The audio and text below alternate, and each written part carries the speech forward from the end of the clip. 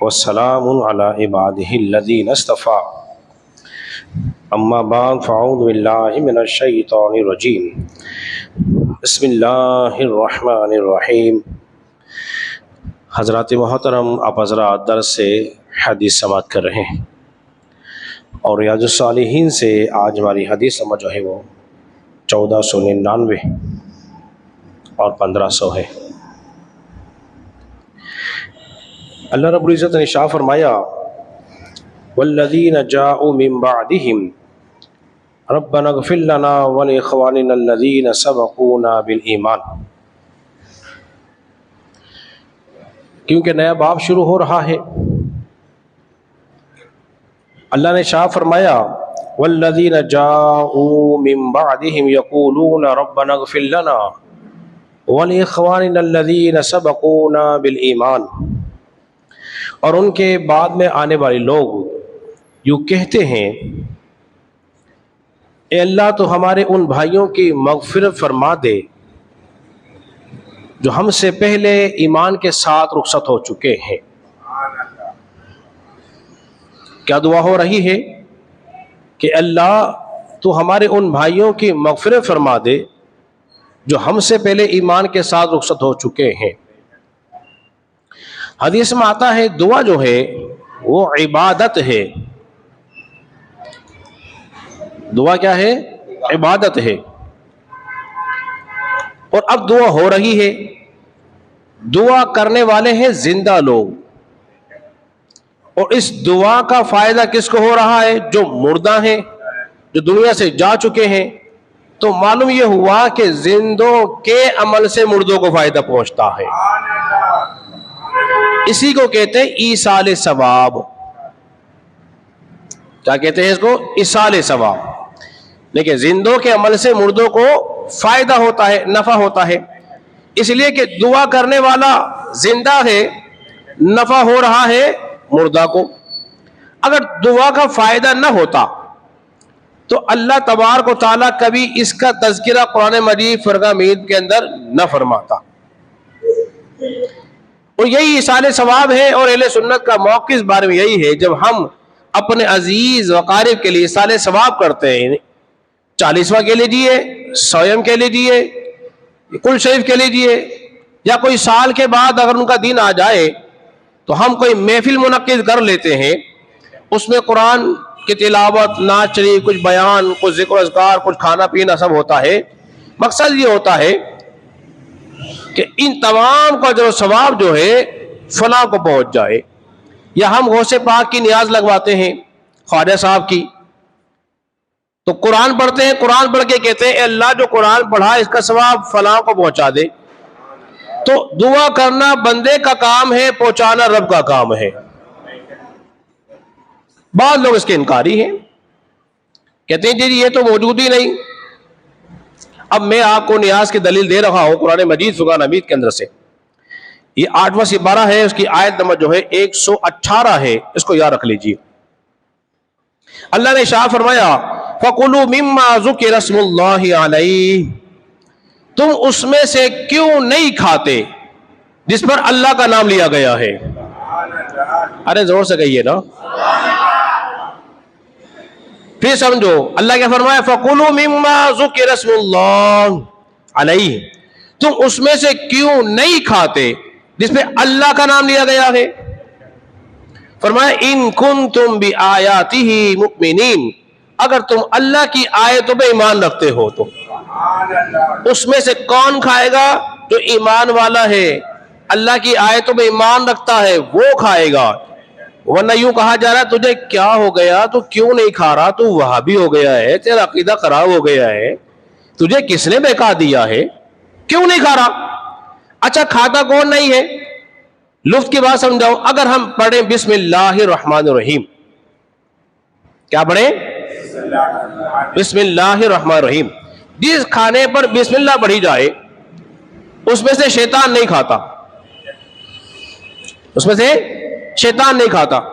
जिस खाने पे सूरह फातिहा पढ़ी हो, कुल या अल काफिरून पढ़ी हो, चंद सूरतें और पढ़ ली हो, उसमें से भी शैतान नहीं खाता, उसमें से भी शैतान बोलिए नहीं खाता। जब एक आयत पढ़ी उसमें से नहीं खाई, जब चंद सूरतें पढ़ी जाएंगी उसमें कैसे खाएगा? वो कहेगा जी तो गैरुल्लाह का नाम आ गया। अरे भाई हमने तो कुरान पढ़ा है, इसमें नाम गैरुल्लाह का कहां से आ गया? समझ रहे बात को आप? इस तरह वो धोखा देते हैं और वर्गलाते हैं और ले दे के एक आयत करीमा पेश करने की कोशिश करते हैं, वो भी नाकाम। क्या कहते हैं? कहते हैं वमा उहिल्ला बिही लिगैरिल्लाह, जिस शे पे गैर खुदा का नाम आ जाए वो चीज हराम हो जाती है। जबकि इसका तर्जुमा ये नहीं है। क्या है? जिस शे पर बवक्त ज़िबा के वक्त गैर खुदा का नाम पुकारा जाए वो चीज हराम हो जाती है। तो नियाज हराम नहीं है।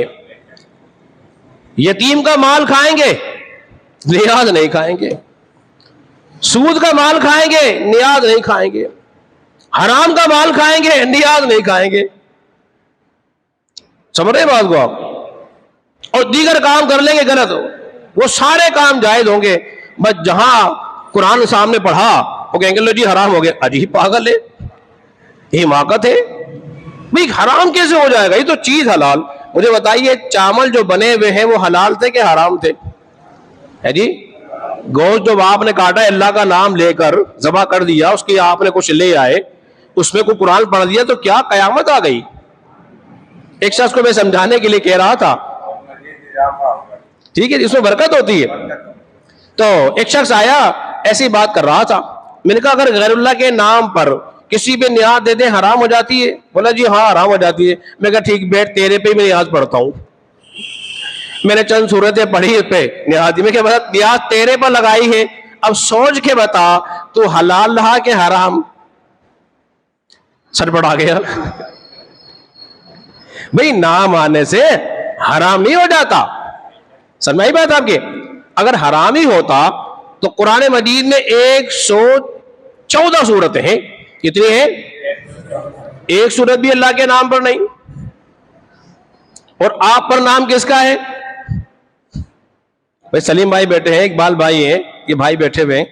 मैं कह रहा हूं आप पर नाम किसका है? बोले जी मेरे वालिद का है। तुम्हारे वालिद अल्लाह है कि गैरुल्लाह है? बोले जी गैरुल्लाह है। अब उससे वो जो आप हलाल हुए कि हराम? ऐसा बोलिए, नहीं होता। आखिरी बात, तो अल्लाह ने फरमाया खाओ उसमें से जिसमें अल्लाह का नाम लिया जाए। तो कुरान पढ़ना बोलिए कोई गुनाह का काम है? बोलिए सवाब का काम है। भाई जिस पर खाने पर कुरान पढ़ा जाए उसमें बरकत होती है। तो बरकत वाले खाने कौन खाएगा?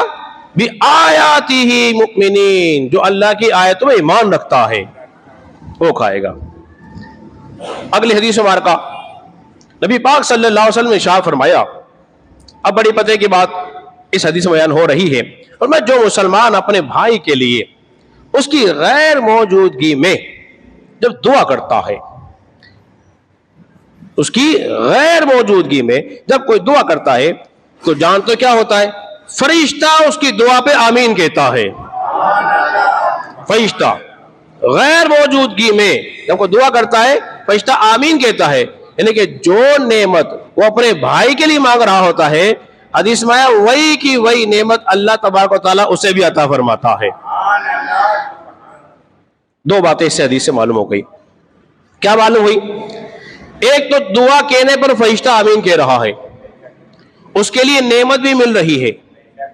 तीसरी खास बात क्या है इस हदीस में? वो ये है कि देखिए सामने कोई दुआ कर देना, हो सकता है किसी को खुश करने के लिए कह रहा हो, किसी की चापलूसी में कर रहा हो, ये मुमकिन है।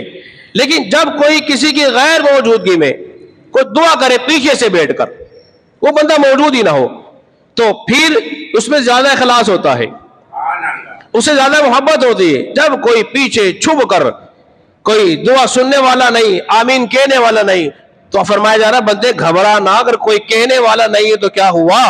अरे हम फरिश्ते की ड्यूटी लगा रहे हैं, तेरी आमीन पर वो आमीन कहेगा, तेरी दुआ में वो आमीन कहेगा। तो अपने भाइयों के लिए जहां अपने लिए मांगते हैं दुआ, वहां अपने अजीज वकारे के लिए, दोस्त अहबाब के लिए, उनकी मग़फ़िरत के लिए आप दुआ करें। आप उनके लिए करेंगे, वही दुआ आपके हक में भी कबूल हो जाएगी और अल्लाह ताला वो नेमत आपको भी अता फरमाएगा। अल्लाह रब्बुल इज्जत के बारे में दुआ है, अल्लाह हम सबको समझने और अमल पैरा होने की तौफीक अता फरमाए।